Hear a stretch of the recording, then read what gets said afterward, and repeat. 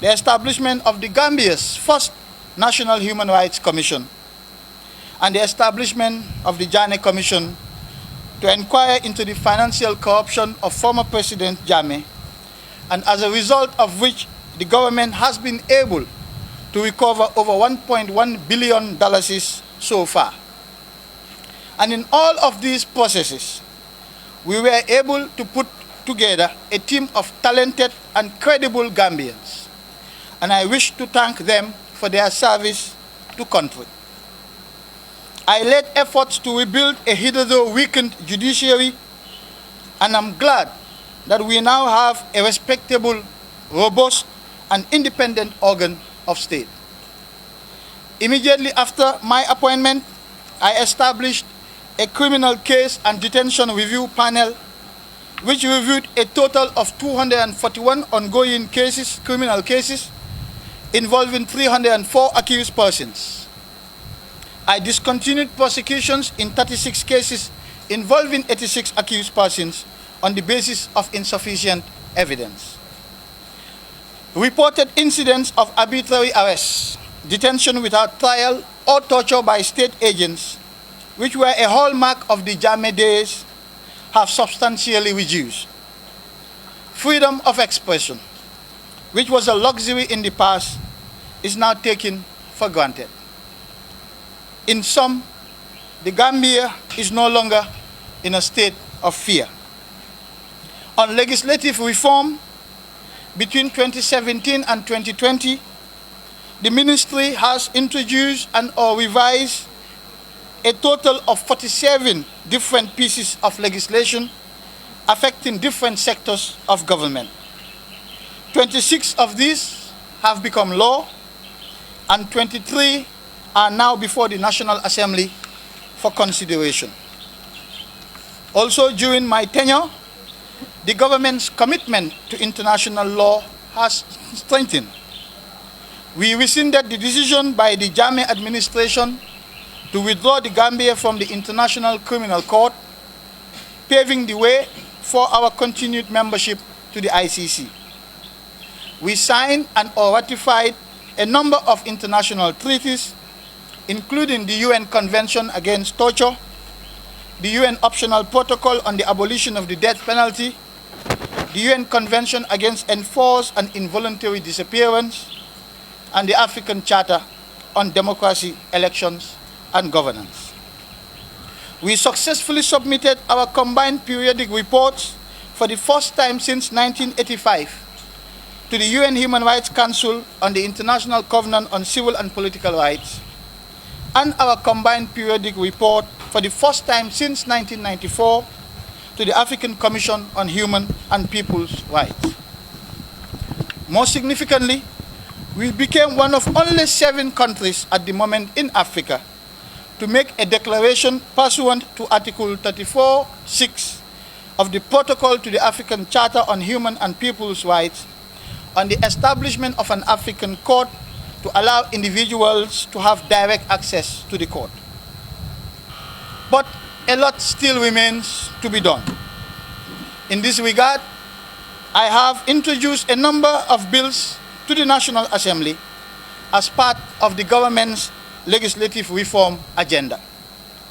These include comprehensive amendments to the Criminal Code and Criminal Procedure Code for a radical transformation of our criminal justice system to bring it in line with modern criminal justice norms and practices. In particular, the amendments will introduce non-custodial sentences such as community service, suspended sentences, probation, plea bargaining, and greater flexibility for bail. Other new bills include a prohibition of torture bill, which will criminalize acts of torture for the first time in the Gambia, an international crimes bill to cover mass atrocity crimes like genocide, war crimes, and crimes against humanity, an access to information bill, an anti-corruption bill, and various other amendments to remove discriminatory laws against women in our society. In anticipation of the next electoral cycle from next year, I have commissioned a review of our electoral laws and the Elections Act in particular, following consultations with the Independent Electoral Commission and all the registered political parties at a seminar that I had recently organized with support from the UNDP and IDEA. Based on ongoing consultations with the IEC, it is expected that a new voter registration exercise and a constitutional referendum will be conducted at least 6 months before next year's presidential elections. Indeed, some things could have been done differently. In fact, some things can always be done differently, and there is always room for improvement. But those who are constantly looking for mistakes by this government will always find faults because of the unique circumstances in which we find ourselves as a country in transition. We inherited a system of governance where state institutions from the presidency to the lowest levels were systematically dismantled over a 2-decade period, and where we found no culture or practice of state protocol in consonance with democratic practice. In many instances, we have had to rely on conventional wisdom. Given these circumstances, there are bound to be mistakes. But when mistakes occur, point them out in a constructive manner and make suggestions on how to avoid them in future. Do not just sit back and moan and blame. You can surely do much better than that. Unless we forget, those countries that currently do better than us in governance have had their own fair shares of trials and tribulations for centuries before getting to their current levels of development and democratic evolution. Ours will come too, but only with time and maturity. During my first engagement with the media immediately after I was sworn in as Attorney General and Minister of Justice, I announced that my principal objective as Attorney General was to restore public confidence in the administration of justice system in the country.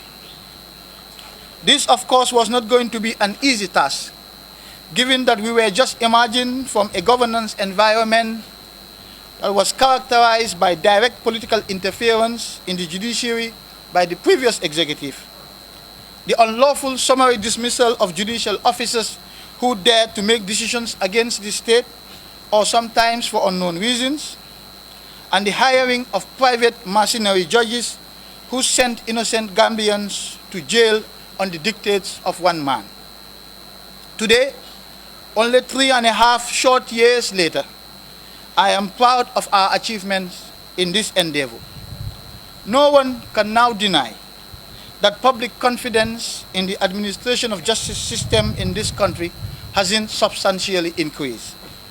Indeed, as a lawyer, I am heartened to finally see the law in action, even if I don't agree with the outcome at times. More broadly, however, peace and stability and reconciliation must be the preoccupation of any post-conflict or post-dictatorship society.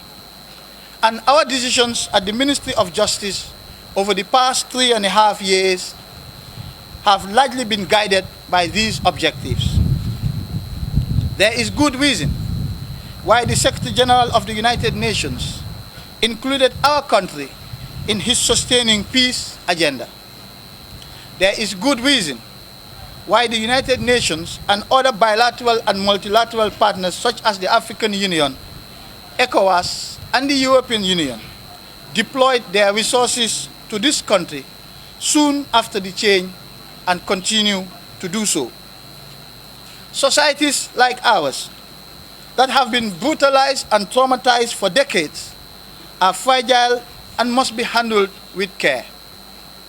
Ensuring peace, democracy, development, and stability in that order cannot be achieved overnight in a post-conflict or post-dictatorship society like ours. It will take a generation or more to turn this country into a stable and institutionalized democracy. And even then, no government can do it alone.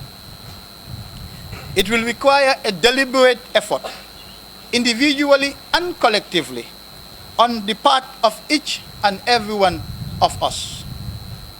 There are still many who do not fully understand or appreciate the challenges of reconstructing a post-conflict or post-dictatorship society like ours. It requires a delicate balance across a range of competing political, social, and economic interests. More importantly, doing the right thing at the wrong time, as we have learned from other countries, can unravel all the good work invested in these processes. In the end, painful decisions and sacrifices will have to be made for the greater good.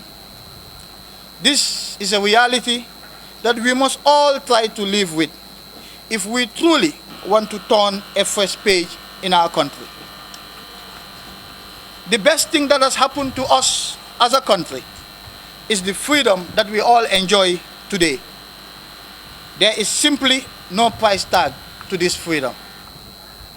The new Gambia is therefore not about winners and losers. We either succeed together or we fail together, because as a nation we are bound together by a common destiny. But failure is not an option. And that is why we must persist and we must persevere, especially in the face of adversity. This is the burden of responsibility that we carry as pioneers of this change. Every country on earth has its own set of challenges unique to its historical and political context, and so does ours. Yes, we cannot change this country through the wave of a magic wand, but we can start somewhere. We can start with what we have and preserve it, and that is the peace in this country. It is a national treasure that we must guard jealously, for without peace, there cannot be democracy or development or justice. Our challenge going forward is to make this peace sustainable and turn it into stability for our people. And yes, the choice is ours, each and every one of us. We can either choose to live in peace or not. And we all have a role to play in this, but especially the media. The biggest threat to our peace and fledgling democracy is misinformation. I implore the media to be mindful of your critical role in a fragile democracy such as ours. Do not turn your supporters in government against you by your own actions. Do not, under the guise of freedom of expression, ruin the lives and reputations of others simply because you can. In small communities like ours in this country, the consequences of publishing false information can be devastating. The people you write about have families too. Their kids go to school with other kids. Their spouses interact with others at work and at other public places. By all means, expose corruption and corrupt practices in government.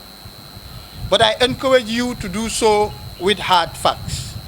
And to be fair to some of you, you do to your credit. It will only enhance your credibility. Do not allow those with a partisan, political, or narrow personal agenda to use you to smear others, because when you do, you will also discourage honest and hard-working Gambians from accepting to serve in public office, and consequently deprive this country of the best human resource talent that we need to develop our country. Government, in my view, is a microcosm of society. And I believe that there are more honest people in society than we care to acknowledge. Notwithstanding, it is refreshing to see a vibrant media and an active press corps in the country nowadays. And I, in particular, wish to take this opportunity to say, well done. But in your hands lie the stability of this country. Be responsible about it. To the victims of human rights violations and abuses during 22 years of Jammeh's rule, you will get justice. I have always had you in mind at every stage of our transitional justice process, and I have been committed and dedicated to your cause since the first day I was appointed. I know that there have been difficult moments for you and your families in this process, and I can only assure you that it will not have been in vain. I am aware that my principled position on former President Jammeh has not endeared me to his supporters and sympathizers. And to them, I say, Jammeh belongs to the past. So wake up from your dreams of a Jammeh political comeback and move on with your lives.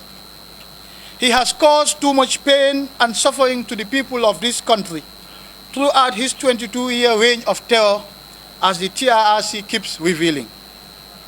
He has, during this period, destroyed the innocence and soul of Gambian society with the sheer brutality of his crimes. And for this, he will be brought to account someday here or abroad. He will surely have his day in court. I wish to conclude by thanking many. To my cabinet colleagues for their esprit de corps and solidarity, particularly in times of adversity.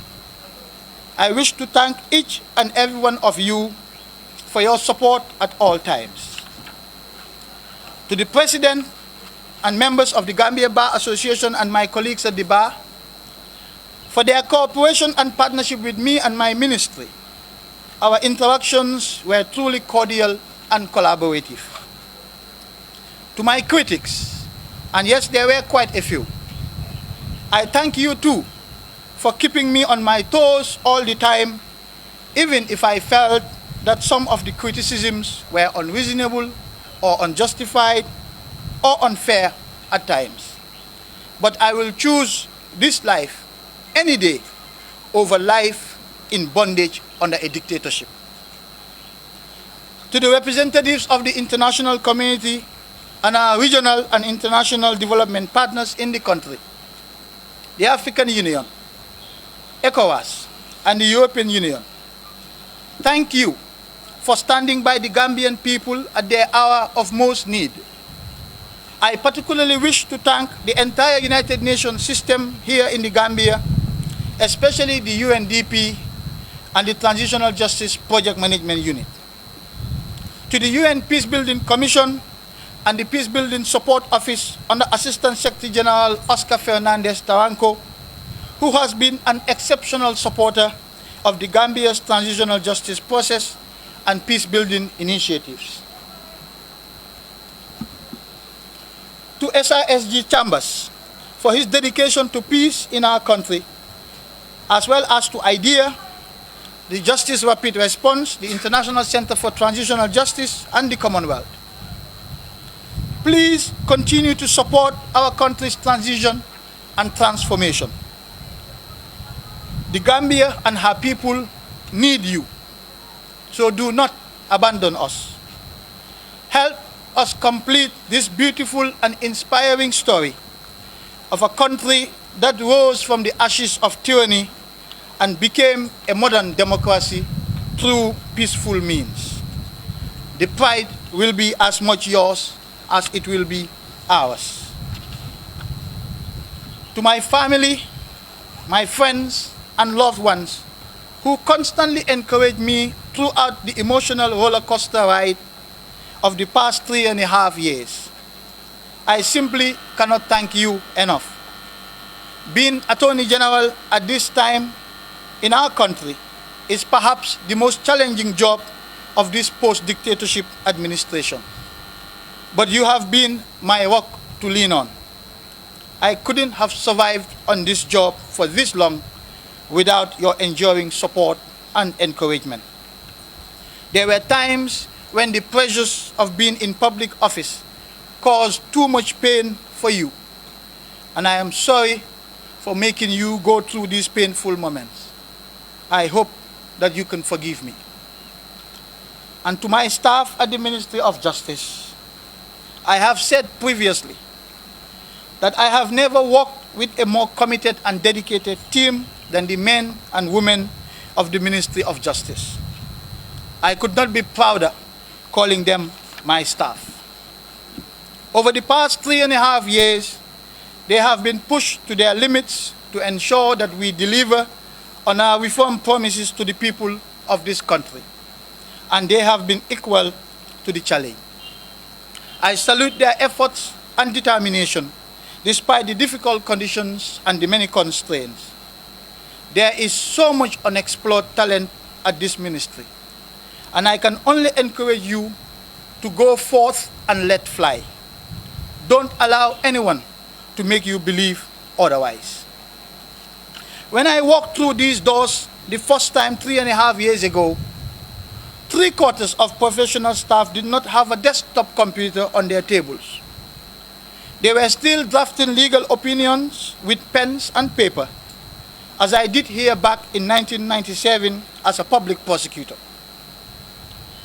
There was no office internet to facilitate online research for the lawyers, and even stationaries and vehicles to attend court proceedings was a constant daily struggle.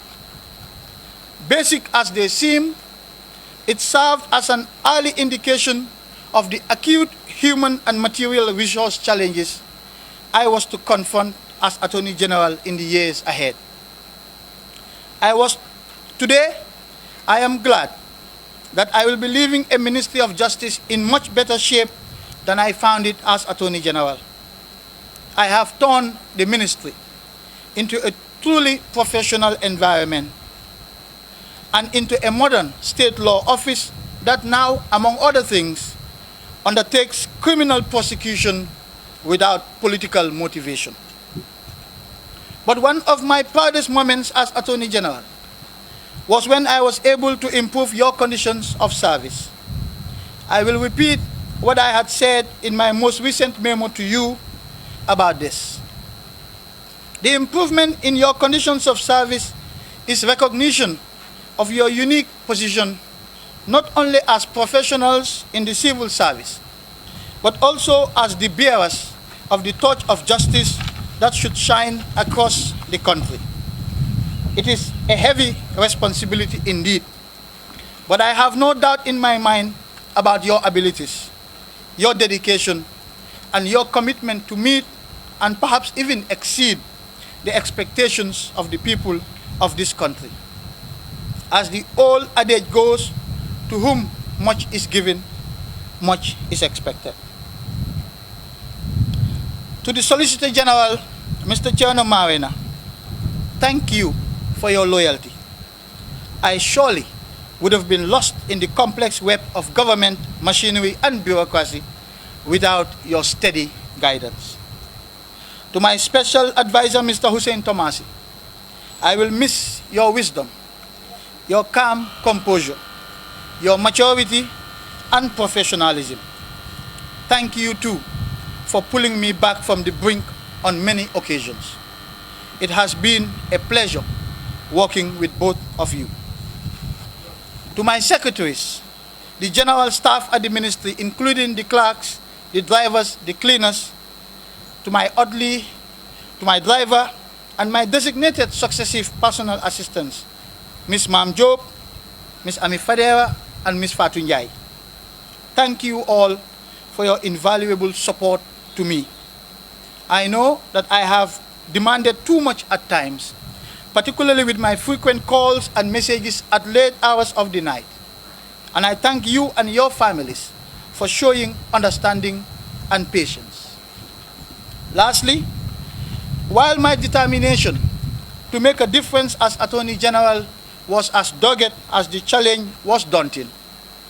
And while I might also have, on occasion, failed to meet everyone's expectations, I am comforted by the fact that I gave my best for my country against many odds, at a most critical period and at great personal sacrifice. The rest of the story I will leave to the students of history. Our country needs all of us, all its sons and daughters, all our different strengths, our collective willpower, and above all, our unquestionable patriotism, to join hands and work together to bring about meaningful change in the lives of our people. This is what our country expects and demands of us at this moment in history. Anything less from us will be a betrayal of that sacred trust bestowed on us since 1st December 2016. So I call upon everyone, especially the political class, civil society organizations, youth organizations, women's groups, and the media fraternity, to refocus and rededicate ourselves to the noble cause of the common good. People have died for this cause, and we must never lose sight of that reality in our dealings with each other. For when we stand together, shoulder to shoulder, it is the Gambia that wins. Finally, I don't even know if I should congratulate or commiserate with my successor, Mr. Dawda Jallow, because this is a very hot seat. But I will remain optimistic and extend my hearty congratulations to him. I wish him well and a successful tenure as AG.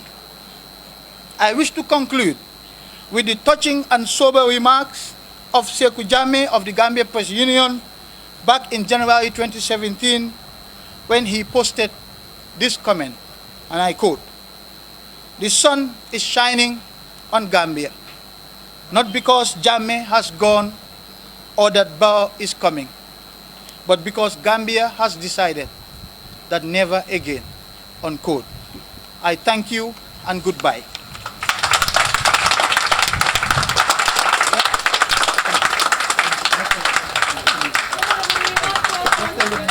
No questions, unfortunately.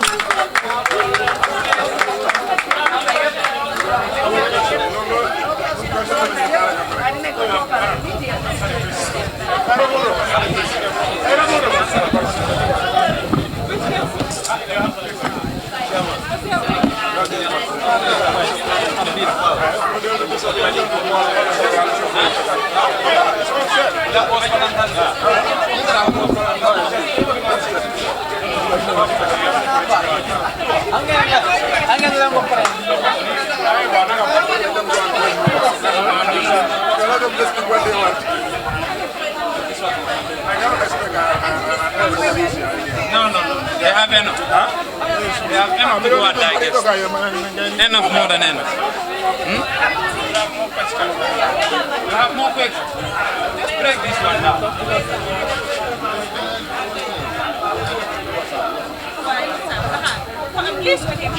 now.